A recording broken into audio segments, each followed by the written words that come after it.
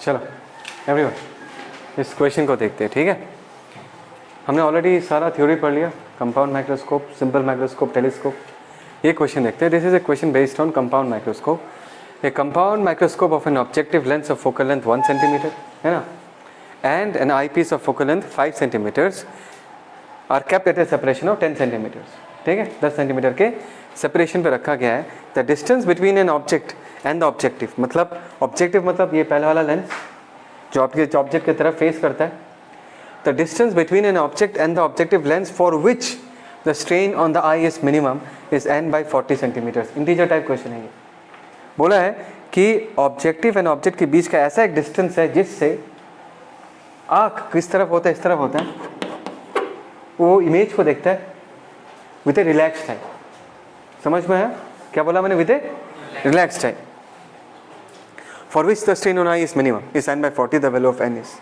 अभी खुद बोलो भाई, यहाँ से जब रे निकलेगा, ये जो पहला ऑब्जेक्टिव है ये इसके इमेज बनाएगा यहाँ पर, वो इमेज इसके लिए ऑब्जेक्ट जैसा बिहेव करेगा, है ना, और ये लेंस फाइनली जो इमेज बनाएगा वो आँख को दिखाई देगा, राइट। और आँख को वो इमेज कहाँ पर दिखाई देगा? आँख को वो इमेज इन्फिनिटी में दिखाई देगा। हाँ ये ना, बिकॉज इस आँख पे स्ट्रेन क्या मिनिमम है। दैट मीन्स इस ऑब्जेक्ट का जो इमेज बना होगा this should be formed at the focus of the I piece.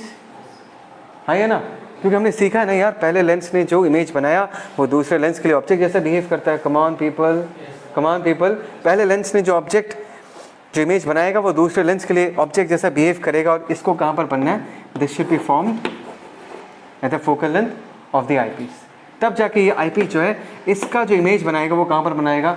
Infinity में बनाएगा। और आँख पे स्ट्रेन क्या होगा? मिनिमम होगा। Is that clear? समझ में आया सबको? देखो अभी एफ ई का वैल्यू कितना है भाई? 5 सेंटीमीटर्स। तो ये जो ऑब्जेक्टिव है इसने जो इमेज बनाया कितने डिस्टेंस में बनाया? 5 सेंटीमीटर्स में बनाया होगा, बिकॉज दोनों के बीच का सेपरेशन कितना है? 10 सेंटीमीटर। ये डिस्टेंस 5 होगा तो ये कितना हो जाएगा? 5। Is that clear? हमको चाहिए किसका वैल्यू? हमको चाहिए यू नॉट का वैल्यू। हमको इसका फोकल लेंथ पता है, हमको पता है कि ये ऑब्जेक्टिव फाइनली इमेज कहाँ पर बनाता है? +5 सेंटीमीटर से बनाता है। येस और नो? हम यू नॉट का वैल्यू बहुत आसानी से निकाल सकते हैं by using the formula 1/v - 1/u is equal to what? 1/f। 1/v की जगह हम लोग क्या लिख सकते हैं? +5 लिख सकते हैं। कम ऑन पीपल, कुछ तो बोलो। अब -1/u की जगह हम लोग -u0 लिख सकते हैं। And focal length of the objective in this case कितना दिया हुआ है? +1 लिख सकते हैं, है ना।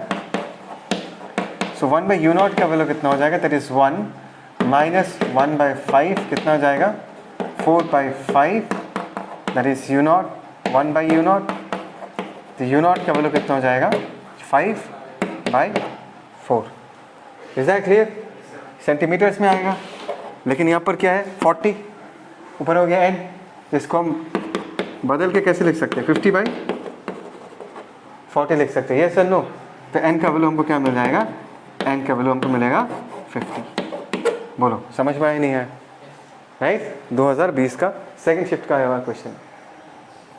समझ में आया कैसे क्वेश्चन आया? ये फील आ रहा है नहीं आ रहा? चलो दिवांगो, ठीक, okay let's see this question. ठीक है, एवरीवन रेडी? दिस साइड क्या लिखा हुआ है? In a compound microscope the magnified virtual image is formed at a distance of 25 centimetres which means at the least distance of distinct vision. Is that clear? That means आँख को अगर 25 centimetre में दिखाई दे रहा है, मतलब ऑब्जेक्टिव आई पीस के लिए इमेज डिस्टेंस कितना होगा? -25 सेंटीमीटर्स। Yes sir no? आँख को 25 में दिख रहा है, मतलब इस लेंस ने 25 पे बनाया होगा। Yes sir no? तो आई पीस का इमेज डिस्टेंस कितना होगा? -25 सेंटीमीटर्स। ठीक है, the focal length of the objective is 1 centimetre लिखा हुआ है। ये तो magnification is 100। Magnification people, magnification का वैल्यू 100 दिया हुआ है। Try to understand. यहाँ पर 2 बार मैग्निफिकेशन होता है, एक बार ऑब्जेक्टिव मैग्नीफाई करता है और एक बार आई पीस मैग्नीफाई करता है। Is that clear? मैग्निफिकेशन का वैल्यू, टोटल मैग्निफिकेशन 100 दिया हुआ है। Tube length of the microscope is 20 centimetres. तुमको याद होना चाहिए ट्यूब लेंथ क्या है? This is the distance between the objective lens and the eyepiece lens, है ना। This is 20 centimetres. समझ में आया? तो तुमको यहाँ पर पूछा क्या गया है? Then the focal length of the eyepiece lens is, इसका फोकल लेंथ कितना होगा ये पूछा गया है। फिर से जनता, फाइनल इमेज कितने में बनता है? -25 पे। ट्यूब लेंथ 20 सेंटीमीटर दिया हुआ है और ओवरऑल मैग्नीफिकेशन कितना दिया हुआ है? 100। Is that clear?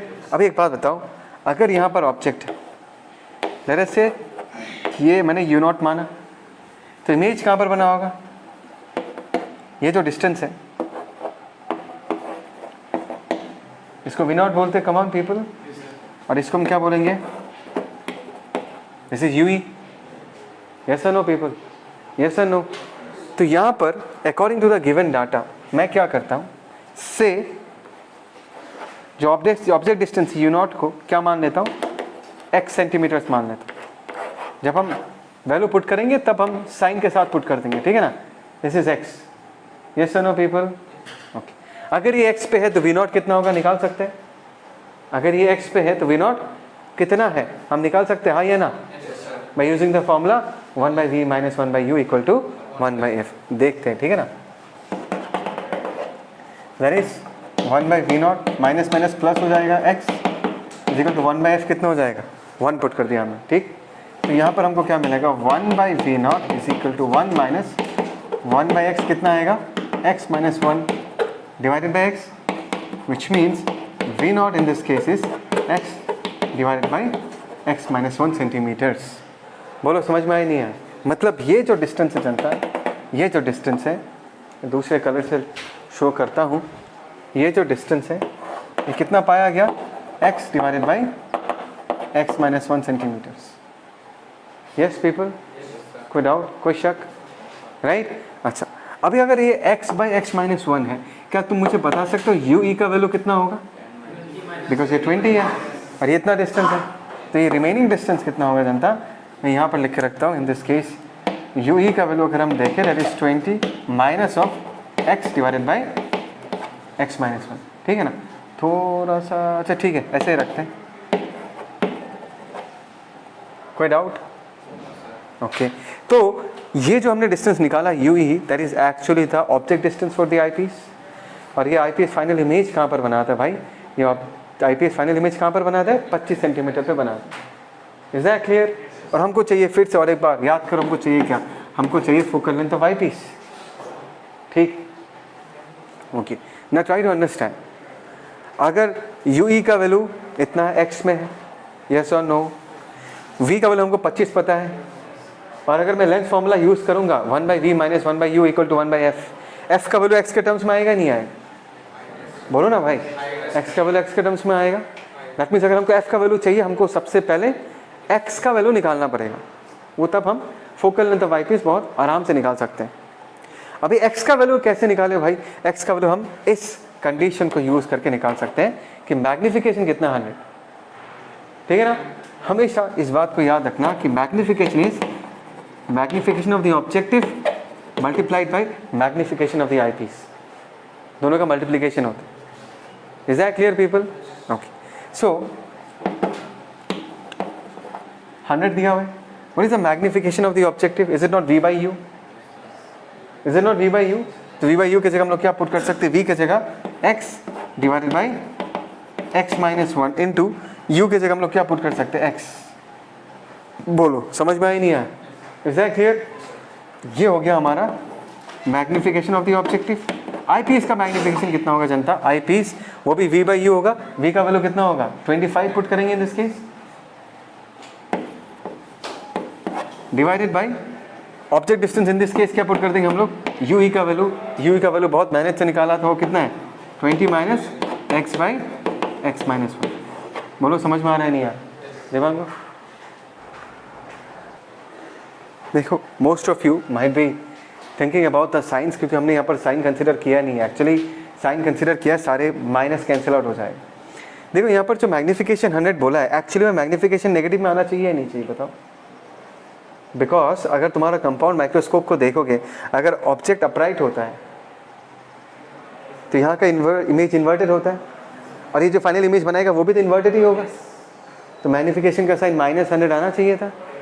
हाँ, अगर तुमको साइन कंसिडर करना ठीक है तो माइनस पुट कर दो यहाँ पर, -100। यस और नो?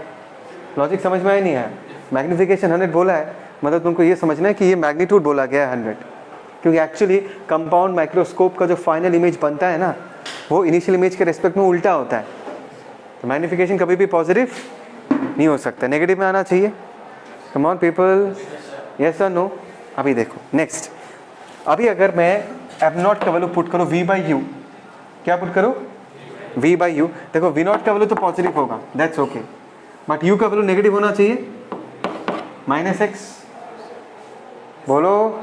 अच्छा, और in this case eyepiece के केस में v का वैल्यू कितना होगा, -25, और u का वैल्यू तो हमेशा नेगेटिव होता ही है, होता ही नहीं होता, क्योंकि ये तो मैग्नीट्यूड है भाई, ये जो हमने लिखा ये क्या है, दिस इज मैग्नीट्यूड। साइन के साथ लिखूंगा तो एक माइनस आएगा ही नहीं आएगा, इसके आगे आएगा ना माइनस, ये माइनस क्या हो जाएगा, कैंसिल आउट, ये माइनस और ये माइनस क्या हो जाएगा, ये भी कैंसिल आउट हो जाएगा, तो ज़्यादा लोड लेने का नहीं, सारा माइनस क्या हो जाएगा, cancel out. Is that clear? तो अभी मैं यहाँ पर सिंप्लीफाई करके x का वैल्यू निकाल सकता हूँ, ठीक है। मैं और यहाँ पर कर नहीं रहा, मैं डायरेक्टली इसका वैल्यू लिख दे रहा हूँ। x का वैल्यू निकलेगा तुम्हारा अराउंड 81/76। कितना निकलेगा सॉल्व करने के बाद, 81/76। Is that clear? x का वैल्यू पता चल गया एंड यू नो एग्जैक्टली हम क्या करेंगे। x का वैल्यू पता है तो हमको for the eyepiece u का वैल्यू निकाल सकते हैं। यू का वैल्यू कितना है, 20 -x डिवाइडेड बाय व्हाट, कुछ तो बोलो। ये निकालेंगे तो इसका वैल्यू निकलेगा तुम्हारा कुछ अराउंड 19/5। Is that clear? तो ध्यान से देखो, आई पीस जो है, आई पीस का लिए यू ई का वैल्यू पता है, फाइनल इमेज कहाँ पर बनता है, -25 सेंटीमीटर के, और हम इसका फोकल लेंथ बहुत आराम से निकाल सकते हैं by using the formula 1/v minus 1/u is equal to what, 1/fe। v के जगह हम लोग क्या पुट कर देंगे, -25, u के जगह नेगेटिव नेगेटिव पॉजिटिव हो जाएगा, और हम ये क्या पुट कर देंगे 19, ऊपर क्या आ जाएगा 5, एंड फोकल लेंथ जगह fe का वैल्यू ही निकालना था, तो यहाँ से हम fe का वैल्यू निकाल सकते हैं। मैं डायरेक्टली तुमको fe का आंसर बता के रखना, तुम लोग इसको सॉल्व करना, निकालना, and the value is 4.48 centimetre.